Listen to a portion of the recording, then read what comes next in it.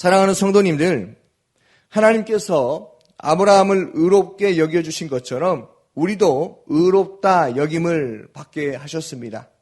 이 말은 우리 주 예수님을 죽은 자 가운데서 다시 살리신 분을 믿게 하여 주셨기 때문에 우리가 의롭게 되었다라는 것입니다. 바로 우리의 죄 때문에 예수께서 죽임을 당하셨고 또 거기서 끝이 아니죠. 다시 살아나셨습니다. 그 부활하신 사건으로 인해서 우리는 그 은혜가 어디까지 흘러가는 것입니까? 그것은 하나님과 화평을 누리는 삶까지 인도하는 은혜가 임한다라는 것입니다. 로마서 4장 우리가 방금 읽은 22절에서 25절 말씀이 바로 그 말씀입니다. 그러므로 우리는 참으로 복받은 사람입니다. 이 말은 우리는 행복한 사람이라는 말이죠. 우리가 하나님의 일하심에 참여한 적이 없습니다. 하나님의 헌신과 열심히 우리를 구원받은 백성으로 하나님의 사랑받는 자녀로 살게 하셨다는 것이죠. 세상 사람들이 추구하는 복과는 너무나 다릅니다.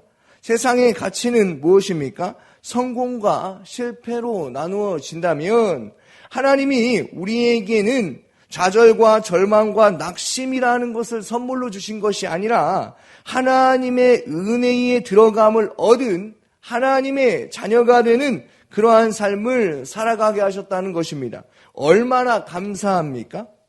하나님이 우리에게 주시는 은혜는요, 말로 표현할 수 있겠습니까?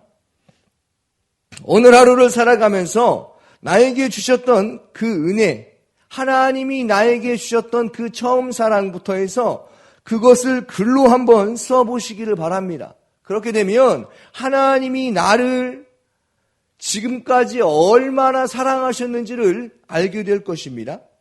하나님이 우리 아버지가 되어주시는 것은 하나님과의 올바른 관계를 맺게 하시기 위해서라는 것이죠.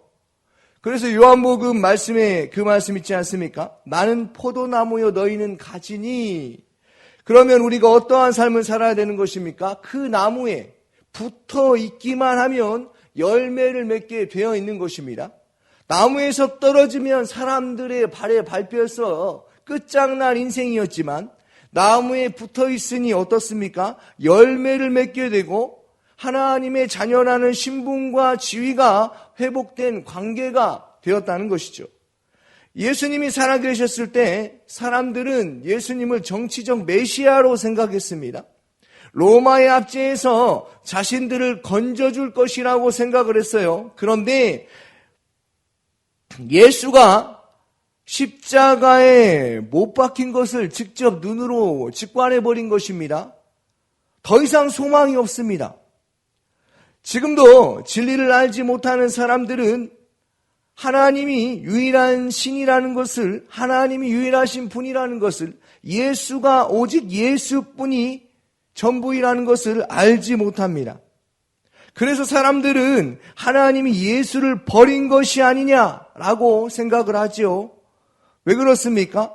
예수가 고통받고 쓰러지고 침뱉음을 남하고 십자가에 못 박혔을 때 내버려 두셨기 때문입니다. 그렇기 때문에 하나님은 무능한 하나님이라고 생각하는 사람들이 너무나 많다는 것이죠. 이것은 인간들의 한계였다는 것입니다. 눈에 보이는 현실을만 직관했기 때문이죠. 예전이나 지금이나 부활하신 주님을 못 봤다라고 말하는 사람도 많습니다. 이것이 그들의 한계입니다. 그러나 실상 우리 아버지께서 예수를 부활시킴으로 말미암아 구원을 성취하셨고 지금도 예수께서는 하늘 보좌 우편에 앉아 계십니다. 그리고 그 증거로 어떻습니까? 성령 하나님을 우리에게 보내주셨다라는 것이죠. 왜요? 우리와 함께 하시기 위해서, 증인된 삶을 살아가게 하시기 위해서 하나님께서 우리에게 성령님을 보내주셨다는 거예요. 그러니까 하나님의 아들을 믿는 믿음 안에서 사는 것이 무엇이냐면 하나님께서 나와 함께 하심을 아는 것, 바로 이것입니다. 그래서 오늘 저희가 이 말씀을 통해서 하나님과의 만남을 가질 수 있게 되는 것입니다. 이것이 바로 하나님의 은혜이죠. 너무나 놀라운 것은 하나님이 우리의 삶 가운데 뛰어들어오셔서 지금도 또 내일도 미래도 하나님이 우리의 삶을 이끌어주시며 지켜주시며 보호하신다는 것입니다. 이 사실을 분명하게 알고 있습니다. 그러나 우리는 세상의 염려와 걱정을 해결하기 위해 오늘도 모든 노력을 기울이며 살아갈 것입니다. 그 상황에 맞춰서 내가 어떻게 해야 할지 고민하며 살아갈 것입니다. 그렇다면 그 환난은 우리가 피할 수 있겠습니까? 피할 수가 없습니다. 당장 내일이 와도 그 환난은 또 오겠죠. 그렇게 되면 인간은 어떻습니까? 삶이 불안합니다. 너무 불안하니까 내일 일을 염려하며 살아가지요. 그런데 내일 일은 오늘 당장 다가오지 않습니다. 그 일은 다가올 수가 없습니다. 또한 그 일은 우리가 해결할 수도 없습니다. 한 가지 중요한 사실이 있습니다. 환난은 하나님이 허락하셨지 하나님이 만드신 것이 아닙니다. 그렇다면 환난은, 그 고난은 누가 만든 것입니까? 로마서 1장을 쭉 읽어보시면요, 그들은 하나님을 알고 있음에도 불구하고 그들은 하나님을 아는 척도 하지 않았습니다. 우리에게 적용하면 오늘날에 일어나는 사건 때문에, 상황 때문에, 그 일들 때문에 하나님을 전혀 생각하지도 못하게 됐다는 것입니다. 창조주 하나님이라는 것을 분명히 보여주셨지만 그들은 알지 못했습니다. 하나님을 알지만 하나님께 영광을 돌리지도 아니하였고 감사하지도 않았습니다. 오히려 정욕대로 살고 어리석은 인간이 되어버린 것이죠. 그뿐만이 아닙니다. 우상 숭배까지 합니다. 그 일로 인해서 하나님이 진노하십니다. 로마서 1장 18절에서 쭉 내려가서 읽어보시면 그 내용이 나옵니다. 하나님이 진노하심이 무엇입니까? 그 방법이 무엇이냐면 내버려 두신다라는 거예요. 하나님이 진노하시는 방법은 그들이 하나님을 떠나도록 허용하신다는 것입니다. 원인이 무엇입니까? 그들이 감사하지도 않고 정욕대로 살고 죄를 지어서입니까? 온갖 더러운 것을 만들어내서 그런 것입니까?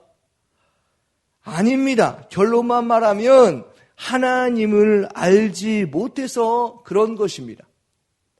그렇다면 이러한 상황 가운데 우리는 어떻게 살아야겠습니까? 그것은 하나님께서 오늘 하루 나의 삶 가운데 나를 어떻게 대하시고 일하시는지 하나님을 아는데 더 관심과 초점을 두어야 한다는 것이죠. 그리고 내일도 염려하고 걱정하기보다 하나님께서 나에게 주실 그 은혜와 또 그 사건을 통하여서 그 어려움을 통하여서 기도함으로 통하여서 하나님을 만나는 그 기쁨을 누리는 것입니다. 이 놀라운 일이 오늘 하루를 살아가는 동안에 지속적으로 이루어진다는 것이죠.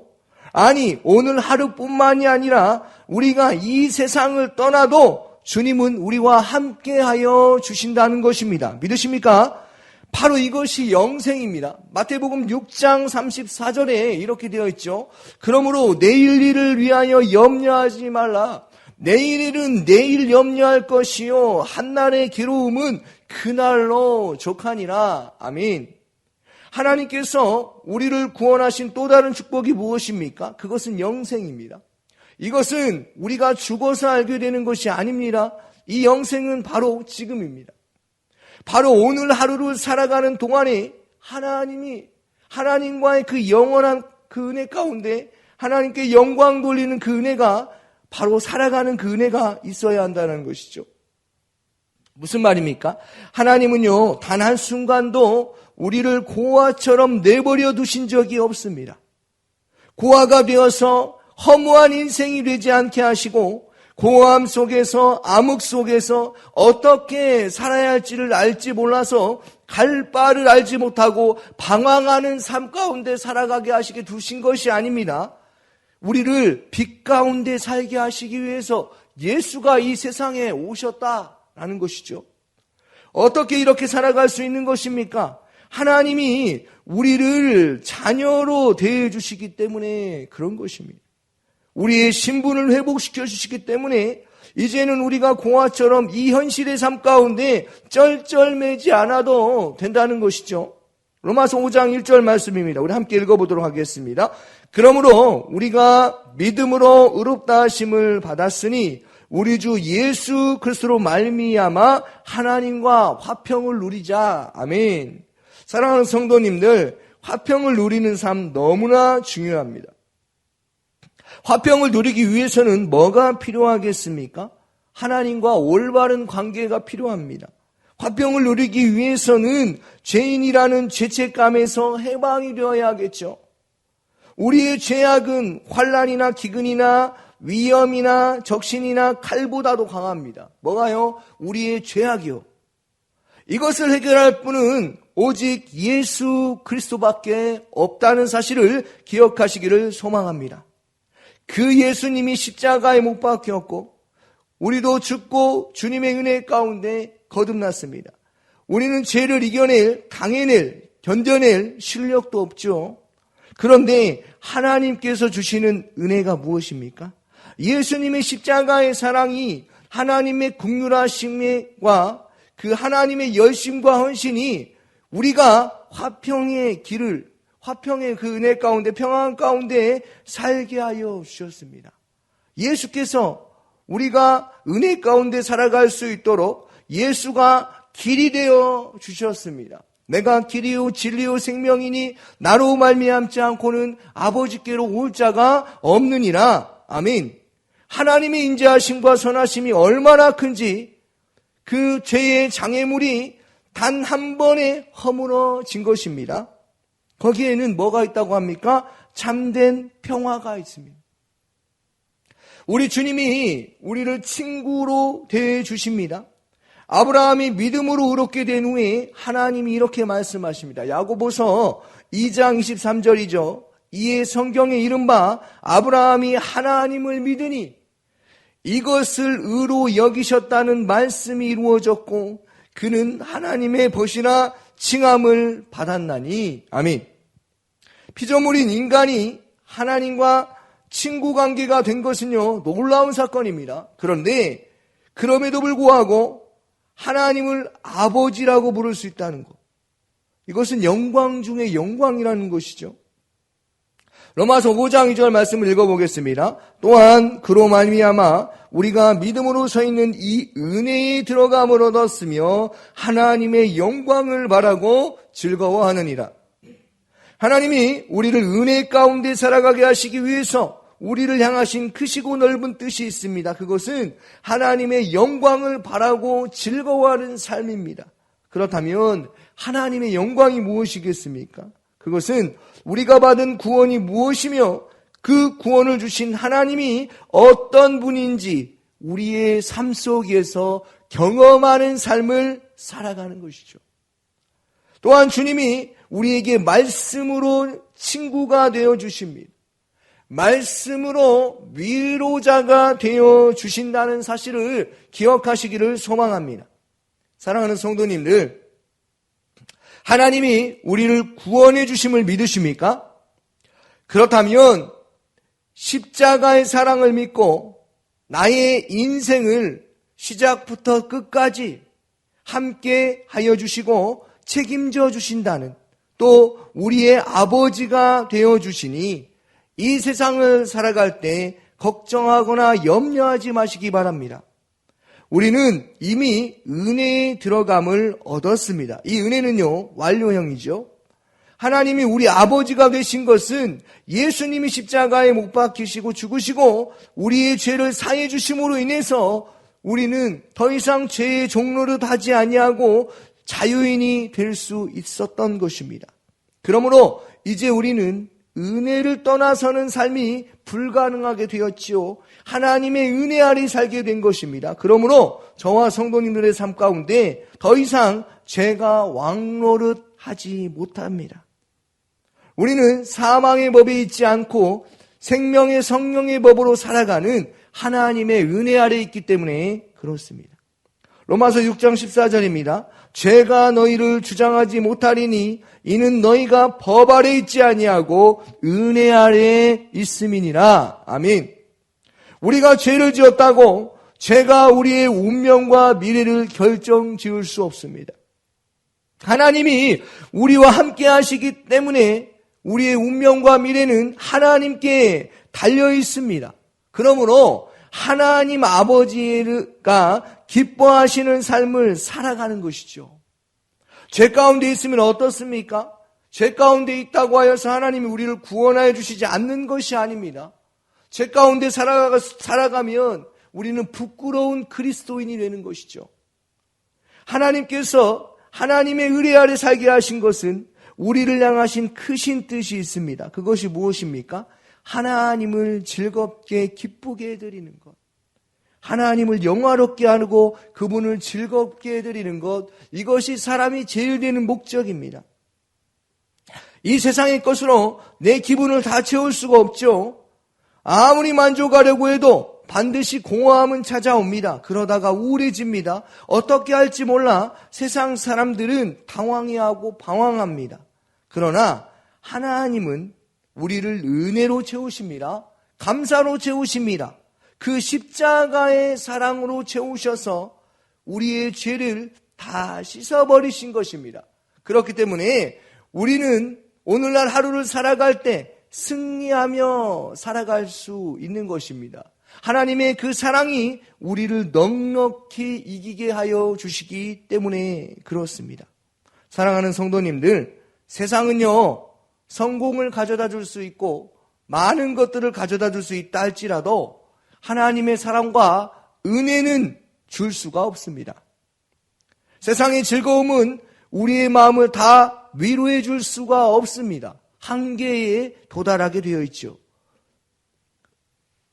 그러나 하나님의 은혜는 어떠합니까? 그 한계를 뛰어넘으셔서 우리를 은혜의 자리, 기도의 자리, 말씀의 자리, 하나님이 오늘 하루를 살아갈 때에 언제나 동행하신다는 그 은혜를 허락하여 주신다는 것을 기억하시고 오늘 하루 가운데 주님이 나와 동행하심을 믿고 하나님의 일하심을 기억하는 믿음의 역사가 있기를 주님의 이름으로 축원합니다. 아멘. 오늘 새벽에 주신 말씀을 묵상하면서 함께 기도하여 주시기 바랍니다. 성도님들의 가정과 직장을 위해서 기도하여 주시고 청년부를 위해서 학업과 직장과 이성의 문제에서 복음을 경험할 수 있도록 기도하여 주시고 청년부 한 명 한 명을 위해서 기도하여 주시기 바랍니다. 목요 합심기도회가 있습니다. 오늘 그곳에서 하나님의 은혜가 차고 넘쳐서 주님의 사랑이 넘치는 믿음의 역사가 있게 해달라고 기도하시고 전반기 양육과정 교회 학영삼이 오늘 여기서 7시 반에 기도실에서 있습니다. 인도하시는 담임 목사님에게 성령 충만함을 부어주시고 또 말씀의 지혜의 가르치심에 따라서 우리가 잘 듣고 하나님을 깊이 아는 은혜가 있게 해달라고 기도해 주시고 대통령과 이 나라와 이 민족을 위해서 해외 선교하시는 조학현 선교사님 캄보디아에서 사역하십니다. 광신대학교 시설 관리자들에게 지혜와 체력을 주셔서 시설이 잘 관리될 수 있도록 다 같이 함께 기도하며 나아가도록 하겠습니다. 기도하겠습니다. 사랑이 많으신 아버지 하나님 감사합니다. 우리를 하나님의 자녀 삼아주시고 친구 삼아주시고 우리를 구원하여 주심이 감사합니다. 하나님 우리의 있을 모든 일들 가운데 합력하여 선을 이루시는 그 하나님을 바라보게 하시고 믿음으로 살아갈 수 있도록 성령께서 함께하여 주옵소서.